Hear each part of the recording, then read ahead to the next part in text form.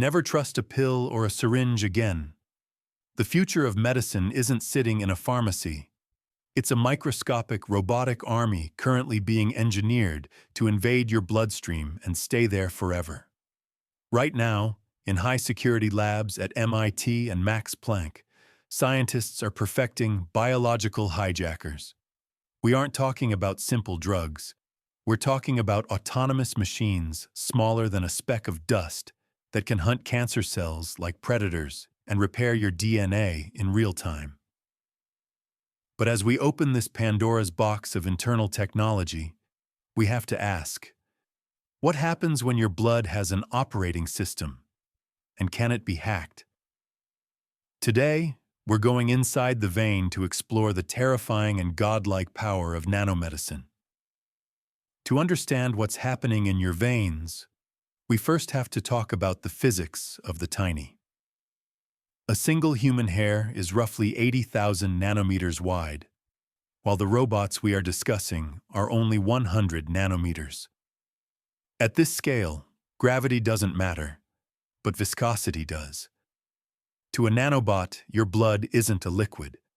It's a thick, swirling river of molasses. Scientists are currently developing ways to power these blood swimmers, using glucose engines that eat your blood sugar for fuel or external magnetic fields to remote control the swarm. This is the end of reactive medicine. We won't wait until you feel pain to treat you because the treatment happens before the first cell even turns cancerous.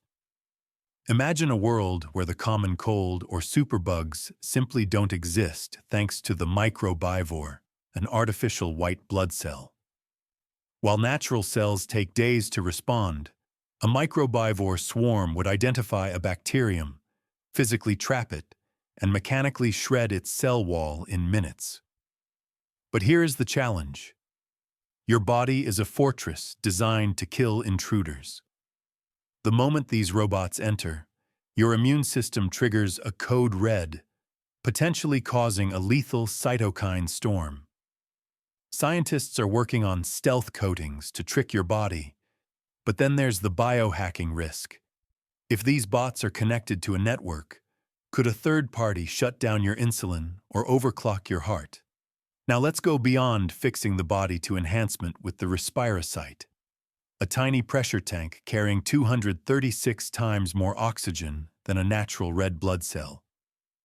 This would allow a human to sit at the bottom of a pool for 4 hours on a single breath or sprint at world record speeds without the muscles ever feeling the burn.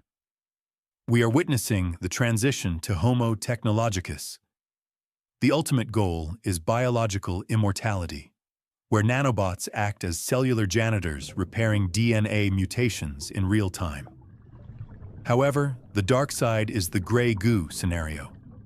If self-replicating nanobots glitch, they could consume all organic matter, your body, the room, even the planet, to make copies of themselves, creating a global extinction event caused by a single line of bad code. We are moving toward a future where getting sick is just a software glitch, and while nanobots offer the end of aging, we must ensure we don't lose the biology that makes us human in the process. If you think internal robots are wild, you need to see how Neuralink is planning to connect your brain to the cloud next.